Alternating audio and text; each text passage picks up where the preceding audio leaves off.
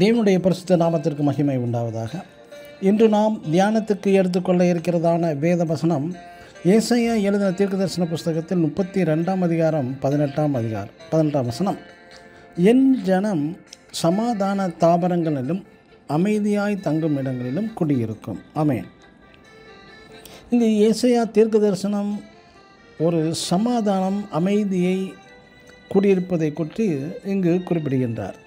நாம் ஆபிரகாமை குறித்து தியானிக்கும் போது ஆதியாகமம் 12ஆம் அதிகாரம் 1ஆம் வசனத்தில், நீ உன் ஜனத்தையும் உன் தேசத்தையும் உன் தகப்பனுடைய வீட்டையும் விட்டு புறப்பட்டு நான் உனக்கு காண்பிக்கும் தேசத்துக்கு போ என்று சொல்கிறார் தேவன் ஆபிரகாமிடம். தேவன் சொன்னபடியே ஆபிரகாம் செய்தாரா என்றால் இல்லை. தனது இனத்து சகோதரனின் மகன் லோத்துவையும் தன்னுடன் அழைத்து வருகிறான். இதில் என்ன தவறு நடந்தது என்றால், முதலாவது ஆபிரகாமின் மந்தை மேய்ப்பருக்கும் லோத்தின் மந்தை மேய்ப்பர்களுக்கும் வாக்குவாதம் உண்டாகி இருவரின் சமாதானம் இழந்து பிரிகின்றனர். இரண்டாவதாக லோத்தை 5 ராஜாக்கள் சிறைப்பிடித்து கொண்டு போய்விட்டார்கள் என்று அறிந்து சமாதானம் இழந்து தனது பவர்ஃபுல் ஆர்மி மூலம் 5 ராஜாக்களையும் முறியடித்து லோத்துவையும் அவனது மனைவி மக்களையும் மீட்டு வருகிறான் இந்த ஆபிரகாம். மூன்றாவதாக லோத்து குடியிருந்த சோதோம் கொமோரா அழிக்க வந்த தூதர்களிடம் அப்பட்டணத்தை அழிக்காமல் இருக்க தூதரிடம் பரிந்து பேசுகிறான் ஆபிரகாம். இங்கும் லோத்தின் மூலம் சமாதானம் இழந்து காணப்படுகிறான் ஆபிரகாம். இப்படியே ஒன்றின் பின் ஒன்றாக லோத்தின் மூலம் சமாதானம் இழந்து அமைதி இழந்து காணப்படுகிறான் ஆபிரகாம். ஆனால் ஏசாயா தீர்க்கதரிசி சொல்லுவது என்ன?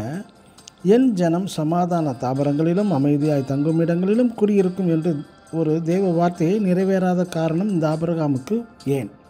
தேவன் சொன்னதை அவன் அப்படியே செய்யாததினால் குழப்பத்தில் சமாதானம் இழந்து காணப்பட்டான். எனக்கு அன்பான தேவனுடைய பிள்ளைகளை, இன்று அநேக கிறிஸ்தவ குடும்பங்கள் அமைதி இழந்து சமாதானம் இழந்து காணப்பட காரணம் இப்பொழுது புரிந்துவிடும்.